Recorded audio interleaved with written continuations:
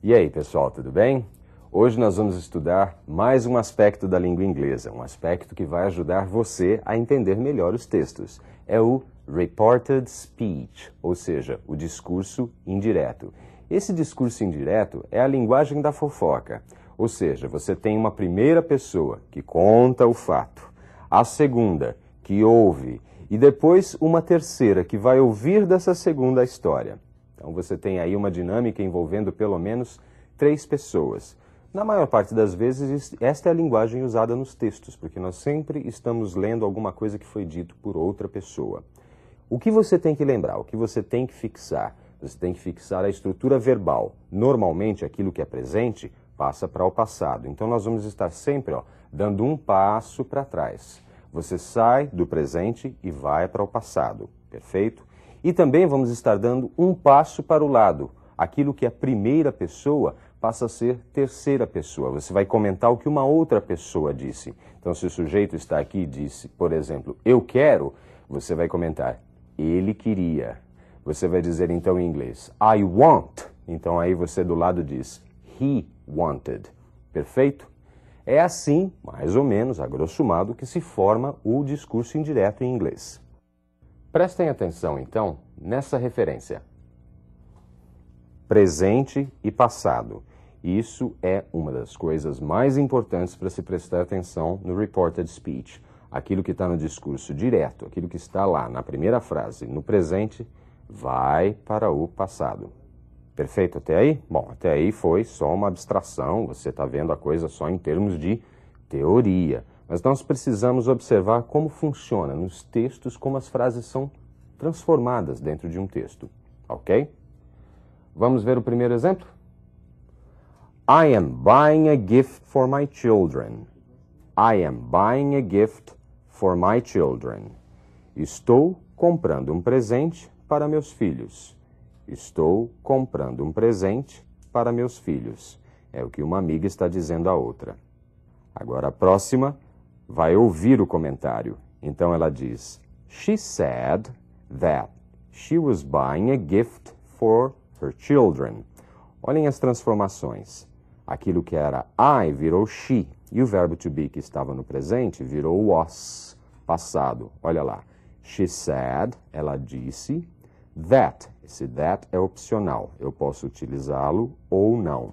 She said that she was buying. Então, aquilo que era I am buying, virou she was buying. Então, ela disse que estava comprando, que ia comprar o quê? A gift, um presente, for her children, para os filhos dela.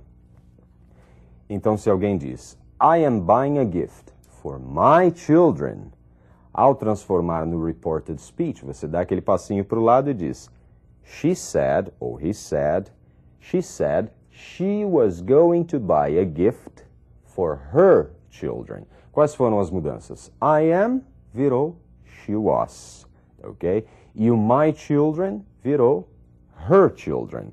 Então, o que nós normalmente temos é isso, uma mudança de verbos, de tempo verbal, aquilo que era presente dá um passo lá para trás, e os pronomes, o que era primeira pessoa acaba virando terceira pessoa. Então, eu vou fazer isso. Ela disse que ela vai fazer aquilo, ou que ela ia fazer aquilo. Perfeito? É assim que funciona o reported speech, ou discurso indireto em inglês. Well, let's see one more example. Mais um exemplo. I've won a lottery jackpot. I've won a lottery jackpot. Eu ganhei um prêmio de loteria. Eu ganhei um prêmio de loteria. I've won é o present perfect. Ele não está nem no passado, nem no futuro, é o present perfect. I have won. Lembrem? Vocês se lembram? É aquela terceira forma do verbo. No reported speech fica, she told me she had won a lottery jackpot. Ela me disse que havia ganho, okay, que tinha ganho um prêmio de loteria. Então, o que aconteceu? O present perfect, I have won, se transformou em past perfect. She had won. Então, a gente começa a estabelecer algumas regras. O presente vira passado. O present perfect vira past perfect. Ok até aí? So, let's see one more example. I entered university in 1998. I entered university in 1998. Eu entrei na faculdade em 1998. Eu entrei. Isso é simple past, é o passado simples dos verbos regulares, ed ali no final. I entered university in 1998. Quando esse fato é recontado, fica She said she had entered university in 1998. Ela disse que havia entrado, que tinha entrado na faculdade em 1998. O passado também é transformado em past perfect. Então é isso. Presente virou passado. Present perfect vira past perfect. E o simple past também vira past perfect. Ok? Então sempre um passo para trás, um passo para o lado.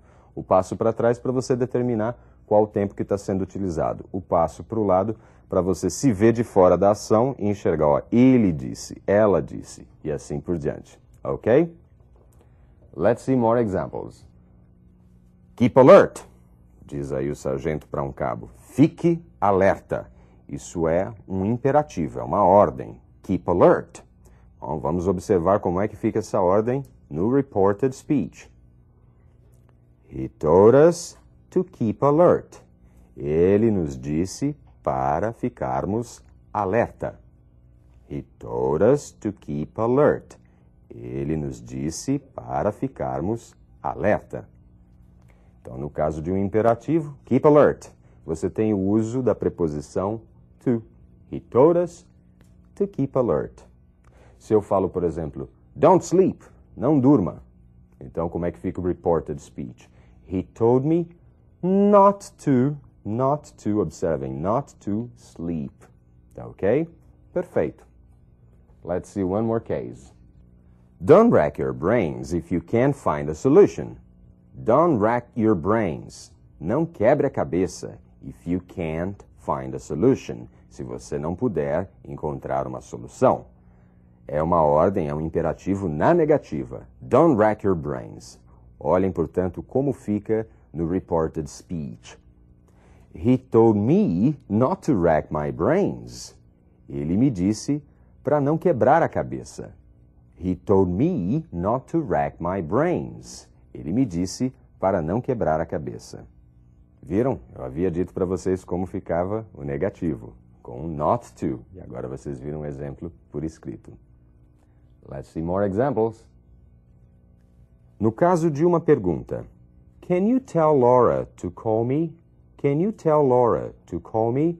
Você poderia dizer para Laura me telefonar? Você poderia pedir para Laura me telefonar? É uma pergunta, no presente com o can you. Vamos ver como fica no reported speech. She asked Laura me asked if me I could tell you to if call I her. could tell you Ela me pediu to call her. se eu poderia Laura pedir a você, poderia me dizer a você pediu, para ligar Laura para asked ela. me, Laura me She asked me, o perguntou verbo fica então se no eu passado, ela me poderia pediu. dizer If a I você could, se para eu ligar para ela. poderia. Laura If I me could. perguntou Could combinando com se eu asked. poderia Passado com dizer-lhe passado. para ligar para ela. E Então você tem também a observa substituição que do o can por you, could. que era da E frase uma outra original, coisa que acontece nessa é que frase, na no sentença reported original era uma speech, pergunta. ele inverte, ele Can passa a you? ter a ordem Observem aí, afirmativa. I If could. I Você could. tem a ordem Perfeito? afirmativa. Então, além da mudança dos pronomes e do tempo do verbo, você tem que prestar também atenção nisso. Ou seja, o verbo na questão, ele está invertido com o sujeito. Quando você faz o reported speech, você passa para a ordem afirmativa. Coloca primeiro o sujeito, depois o verbo. Ok? Let's see one more example. How much money do you have? Quanto dinheiro você tem? É uma pergunta do assaltante, não é? How much money do you have? No reported speech, como é que isso vai ser contado? He asked me how much money I had. He asked me how much money I had. Ou seja, ele me perguntou quanto dinheiro eu tinha. Quantas mudanças observamos aí? A primeira, o tempo do verbo, que era have, passou aí, olha lá, had. Outra coisa, a estrutura original era uma pergunta, do you have? E agora a estrutura é uma afirmação, how much money I had, sem o auxiliar. Existem 3 auxiliares, basicamente, do, does e did. Aliás, 2, né? Do, does and did, são os auxiliares do presente e do passado, que no caso dessa transformação para o reported speech, eles estão numa pergunta. Ao passar para o reported speech, normalmente eles desaparecem. São os auxiliares. Tá? Os verbos auxiliares do, does e did, eles normalmente desaparecem e o verbo dá um passinho para trás, não é?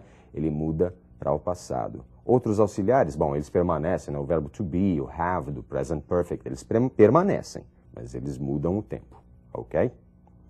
Let's see more examples. Did you finish the report? Você terminou o relatório? Did you finish the report? Pergunta no passado. Did you finish? Did ali na frente, mostrando que é passado. Finish no infinitivo por causa do did. Did you finish the report? Resposta, not yet, sir. Ainda não, senhor. Depois, essa história está sendo contada novamente, e aí o funcionário diz, the boss asked me if I had finished the report. O chefe me perguntou se eu tinha terminado o relatório. The boss asked me if I had finished. Por que I had finished? Na pergunta original, did you finish? Você terminou, era passado. Caiu fora o did, a frase estava no passado, eu tenho que dar um passinho para trás, é o past perfect. If I had finished, se eu tinha terminado o relatório. Tudo bem até aí, gente? Então o que vocês têm que fixar é a questão verbal, ou seja, simple present, passinho para trás, simple past. Present perfect, passinho atrás, past perfect. Simple past, passinho atrás, past perfect também, aquele do had mais o particípio passado. E outros casos, will, would, can, could, e assim por diante. Present continuous, past continuous, e assim por diante, um passinho atrás. Depois, os pronomes, aqueles que estão na primeira pessoa, viram terceira pessoa. Primeira pessoa, I, we. Terceira pessoa, he, she, it, ou então they, e assim por diante. É essa mecânica do reported speech. Gravem e prestem muita atenção. E leiam, procurem identificar nos textos onde isso acontece. Nós vamos estar estudando alguns textos e vamos estar comentando. Por enquanto, study and keep alert. Bye bye.